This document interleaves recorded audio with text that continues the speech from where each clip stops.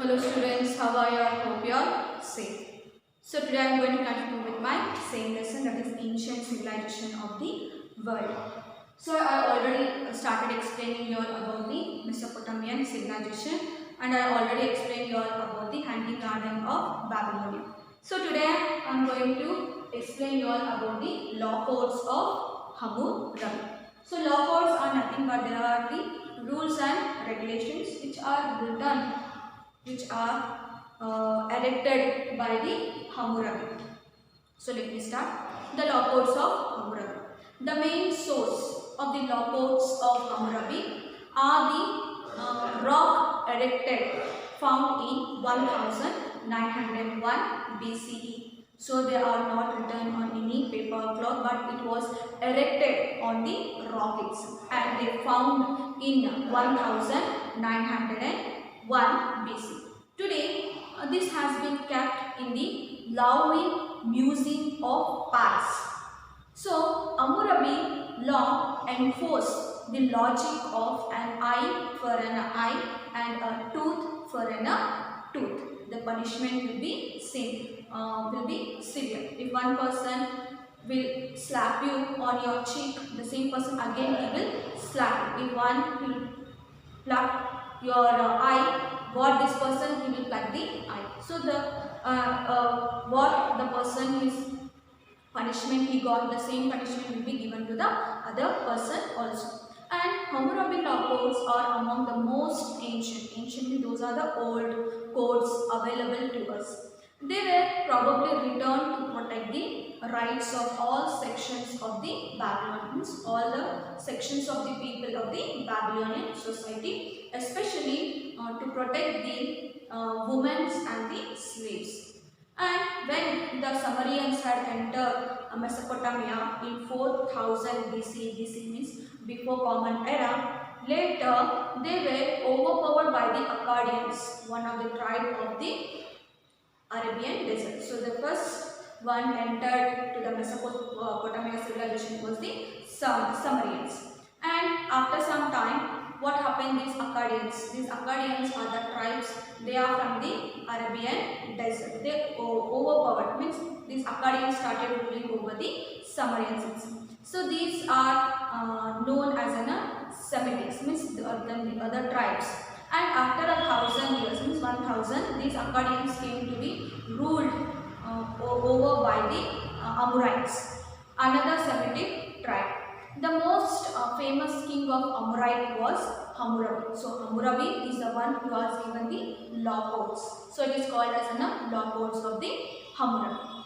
And this Hammurabi, what he did, he built a very fabulous means what? A beautiful palace for himself in a Babylonia. And he framed the law codes of justice and made Babylonia to be considered the best administrative kingdom in the whole of the world. Old world means in the old. I already said you the holy book of Christians, that is in the Bible. The Bible is divided into two parts: Old Testament, New Testament. So whatever the names you are seeing, that for example Nebuchadnezzar, Esanu, the Akkadians, the Sumerians. So these Hammurites, Hammurabi. So these are names are used in the Old Testament, that is called as an old world. And he built Hammurabi. He built means he constructed a very fabulous palace for himself, and he also erected the law codes to protect the people, all sections of people. And after the Sumerians, after the Akkadians, after that who had entered, that is an Hitachi, who came later, occupied the valley and destroyed all that they could and carry away how much they can loot and the wealth. And these Hitachis were defeated by the Assyrians, who were the followers of the Asura. Who is this Asura? Asura is a god of desert, the desert god. The Assyrians occupied the whole of West Asia and Egypt till about 7th century BC and collected tax from the people itself. And And another Semitic tribe, that is an Chaldeans. They re-established Babylonia in 7th century BC and developed it into a prominent, important capital of that time. And Nebuchadnezzar was a great king among them. He encouraged the study of sciences to the Nebuchadnezzar. And you all know that Nebuchadnezzar is the one who constructed the hanging garden to console, to make his wife happy. Asano, who was missing her motherland, that environment, the plants, trees, beautiful hills, flower, each and everything. And he was in a great king itself.